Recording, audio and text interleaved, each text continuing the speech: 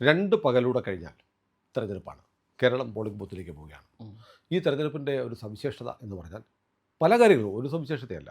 ഒരു ഒരു സവിശേഷത, കേരളം തുടർച്ചയായി 2 തവണ LDF ഭരിച്ചു. 3-ാം തവണ ഭരണം അവർ ആഗ്രഹിക്കുന്നു.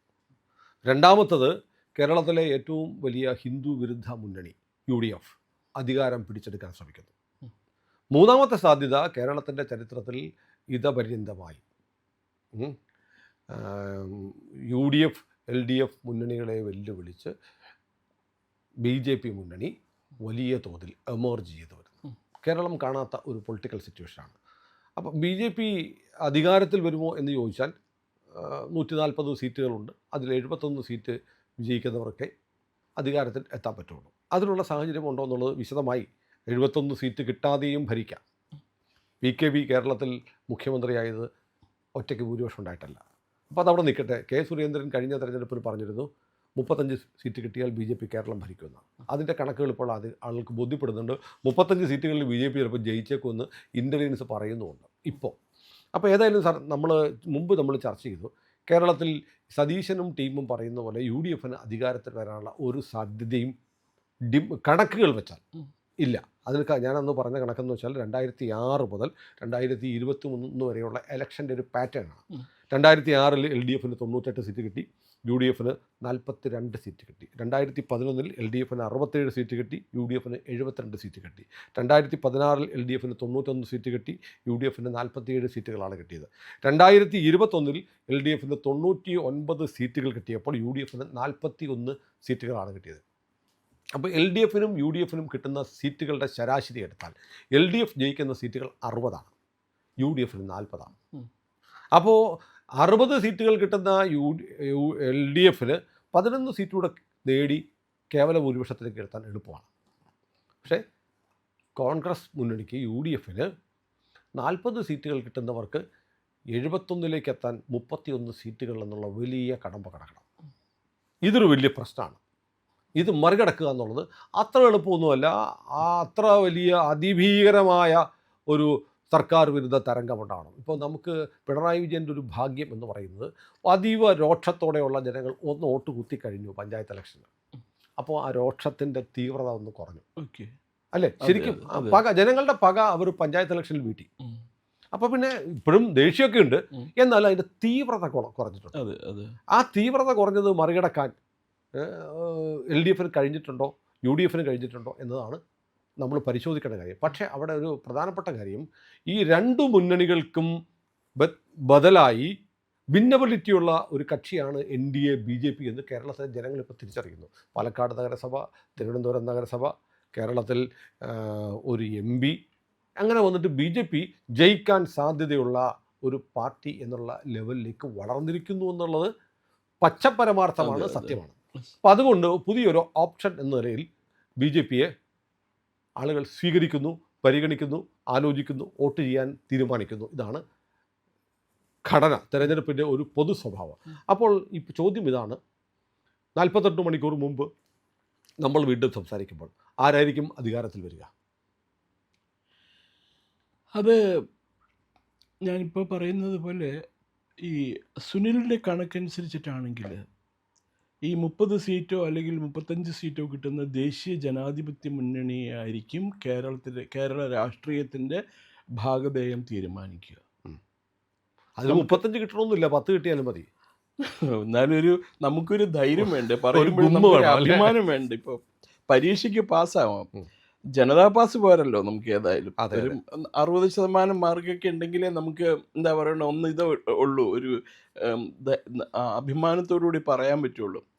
ഇതിൽ 60% വേണ്ട, സീറ്റ് വേണ്ട. എനിക്ക് ഒരു ഈ പറഞ്ഞ പോലെ ഒരു 25-30 സീറ്റ് കിട്ടിയാലും തീരുമാനിക്കും, NDA തീരുമാനിക്കും ആര് ഭരിക്കണം എന്ന്. അത് എന്തുകൊണ്ടാണ് NDAക്ക് 25-നും 30-നും ഇടയിൽ ആ സീറ്റ് കിട്ടേണ്ടത് എന്നുള്ളത് മറ്റാരേക്കായും ഇമ്പോർട്ടൻ്റ് ആയിട്ട് കേരളത്തിലെ ഹൈന്ദവരുടെ ഭാവി തീരുമാനിക്കുന്ന ഒരു തെരഞ്ഞെടുപ്പാണിത്.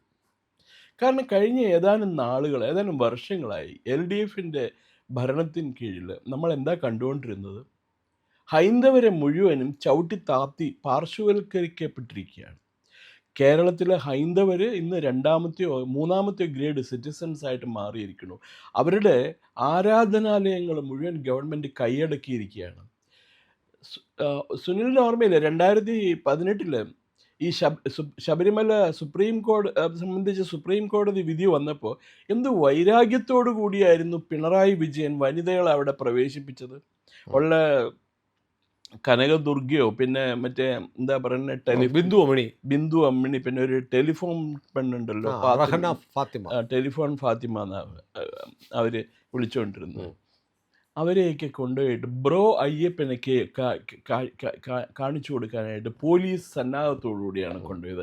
അതിൻ്റെ ഫലം പിണറായി വിജയൻ ഇമ്മീഡിയറ്റ് ആയിട്ട് കിട്ടുകയും ചെയ്തു.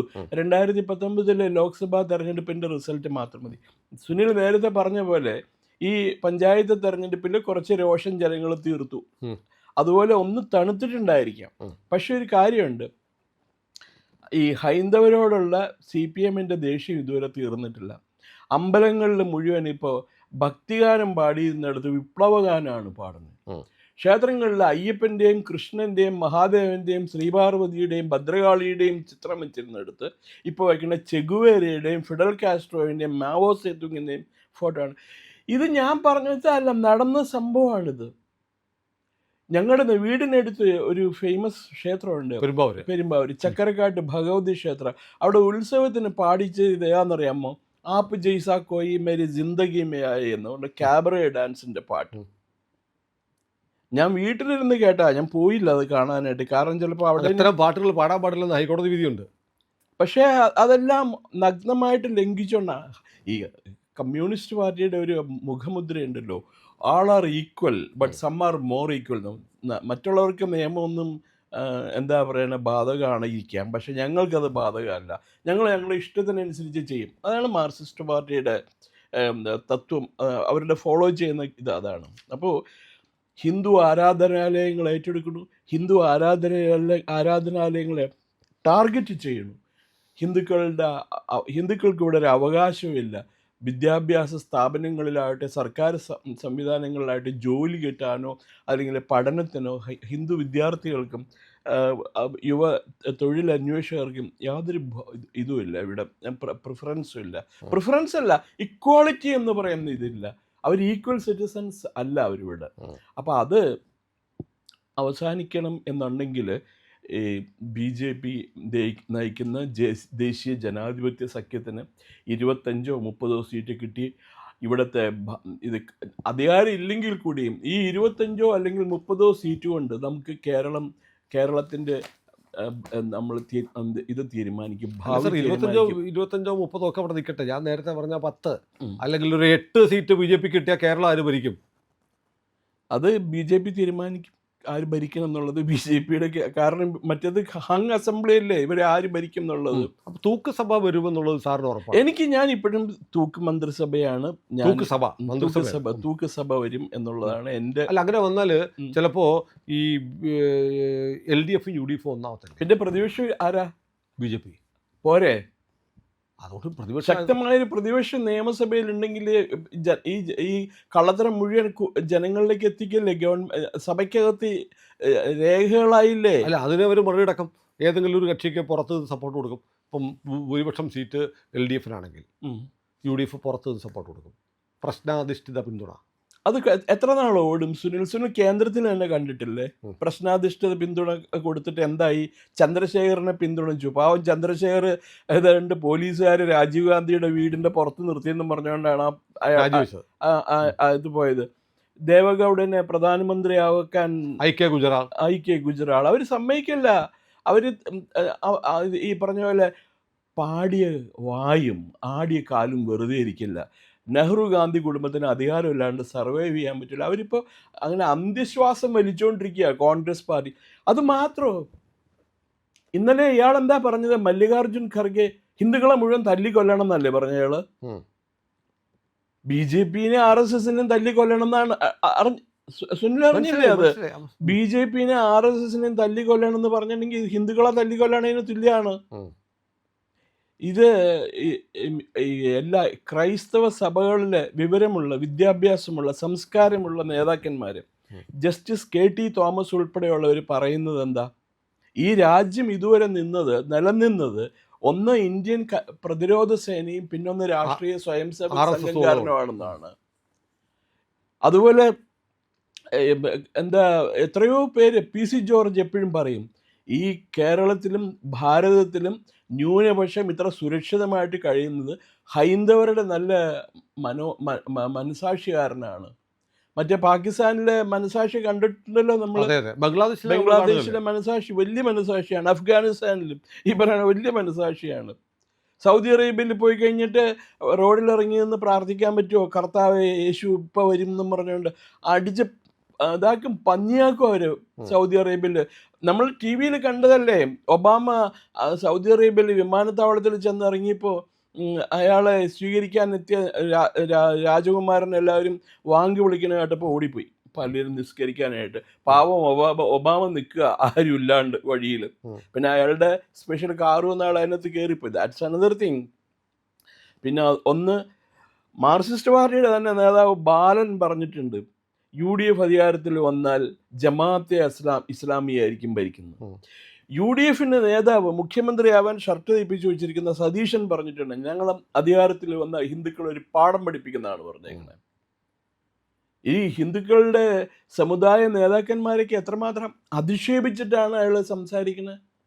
അപ്പം അവരെ അങ്ങനെ അധിക്ഷേപിക്കുന്ന ഒരു വ്യക്തി ഹൈന്ദവരോട് എങ്ങനെയായിരിക്കും പെരുമാറണേന്ന് അറിയാൻ പാടില്ല. ഇത് രാജാവിനേക്കായും വലിയ രാജഭക്തി കാണിക്കുകയാണ്. അതായത് ഡൽഹിയിലൊരു കെട്ടിലമ്മ ഇരിപ്പുണ്ടല്ലോ, അവർക്ക് ഹൈന്ദവരെ ഇഷ്ടമല്ല, തീരെ ഇഷ്ടമല്ല, വെറുപ്പാ. ക്രിസ്ത്യാനിയല്ലേ, ഇവാഞ്ചലിസ്റ്റ് അതെ, അവർക്ക് പക്ഷേ ഹൈന്ദവരോട് ഭയങ്കര വെറുപ്പാണ് അവർക്ക്. അത് അവരുടെ നല്ല പേര് അല്ലെങ്കിൽ അവരുടെ നല്ല ബുക്സിൽ സ്ഥലം പിടിക്കാൻ വേണ്ടിയിട്ട് ഇവര് എന്താ പറയണ, ഹിന്ദുക്കളെ എതിർക്ക് വരും. പല കോൺഗ്രസ് നേതാക്കന്മാരും തമിഴ്നാട്ടിലുള്ള ഒരു മതം മാറി ക്രൈസ്തവരായിട്ടുണ്ട്, അറിയോ? അറിയാം. എന്തിനാന്ന് വെച്ചാൽ അയ്മന്റെ ഗുഡ് ബുക്സിൽ സ്ഥാനം പിടിക്കാൻ വേണ്ടിയിട്ട്. ഏതായാലും കേരള തെരഞ്ഞെടുപ്പ് ഇതൊരു നിർണായകമായ തെരഞ്ഞെടുപ്പാണ്. ഇതുപോലൊരു നിർണായക തെരഞ്ഞെടുപ്പ് കേരള ചരിത്രത്തിൽ ഉണ്ടായിട്ടില്ല, ഇനി ഉണ്ടാവാനും പോകണില്ല. കാരണം ഇതൊരു അവസാന ചാൻസ് ആണ്. നമ്മൾ ഈ ഹൈന്ദവർ ഒന്നിച്ച് നിൽക്കുകയും NDA കാൻഡിഡേറ്റ്സിനെ വിജയിപ്പിക്കുകയും ചെയ്തില്ലെങ്കിൽ, ഗോപാലകൃഷ്ണന് ചോദിച്ചത് എന്താ, ഗുരുവായൂർ ഇത്രയും MLA-മാരുണ്ടായിട്ടുണ്ട്, ഒരു ഹിന്ദുവിനെ പോലെ എന്തുകൊണ്ട് ഉണ്ടാവുന്നില്ല ഒരു MLA ഇല്ല? അത് വർഗീയതയാണോ? സാദിഖ് അലി തങ്ങൾ പറഞ്ഞിരിക്കണേ, ഞങ്ങൾ മുസ്ലിം, ഞങ്ങൾ മതം പറഞ്ഞ് ചോദിക്കാറില്ല, ഞങ്ങൾ മുസ്ലിം ലീഗിന്റെ സ്ഥാനാർത്ഥി കുഞ്ഞബ്ദുള്ളയ്ക്ക് വോട്ട് ചെയ്യാൻ വേണ്ടി മാത്രമേ ഞങ്ങൾ പറയാം. പാർട്ടിയുടെ പേര് മുസ്ലിം, പാർട്ടിയുടെ കൊടി പച്ച, കൊടിയിലെ ചിഹ്നം ചന്ദ്രക്കലയും നക്ഷത്രവും, മതമല്ല. ഇപ്പോഴും പറയും, വേറൊരു മുദ്രാവാക്യമുണ്ട്, ഞാൻ നേരത്തെ പറഞ്ഞ പോലെ, പച്ച കൊടി കുത്തിയ പച്ച കാറിൽ പച്ച സീറ്റിൽ നമ്മൾ മലർന്ന് കിടന്ന് പോകുമ്പോൾ നിങ്ങൾ വിചാരിക്കും ഞങ്ങൾ സൂഹിക്കുകയാണെന്ന്. അല്ല, പച്ച ചാണകത്തിലെ പച്ച പുഴുക്കളെ പോലെ നമ്മൾ പുഴുക്കുകയാണെന്ന പരമാർത്ഥം കേട്ടിട്ടില്ലേ അത്? അയ്യോ, അന്നത്തെ വലിയ ഇതായിരുന്നു അത്. ഒരു കാലത്ത് ഈ എവിടെ ഭൂരിപക്ഷം വേണം അവിടെ നമ്മളുണ്ടാവും എന്നാണ് പറയുന്നത് മൂപ്പര്. അപ്പൊ അവര് കേരളം പിടിച്ചെടുത്തുകൊണ്ടിരിക്കുകയാണ് അവര്. We have to be careful about this league leaders and Islamic extremist. പ്രിയപ്പെട്ട പ്രേക്ഷകരെ, കുമാർ ചെല്ലപ്പൻ സാർ പറഞ്ഞ വളരെ ഗൗരവമുള്ള കാര്യമാണ്. കാരണം കേരളത്തിൻ്റെ ചരിത്രത്തിലെ ഏറ്റവും നിർണായകമായ തെരഞ്ഞെടുപ്പാണ്. ഇവിടെ വോട്ട് ചെയ്യുന്നത് ഈ രാജ്യത്ത്, ഈ സംസ്ഥാനത്ത് തുടർന്ന് അഭിമാനത്തോടെ അന്തസ്സോടെ ഒരു സ്വാഭിമാന ഹിന്ദുവായി ജീവിക്കണമെങ്കിൽ അവസാനത്തെ വോട്ടിനുള്ള അവസരമാണ്.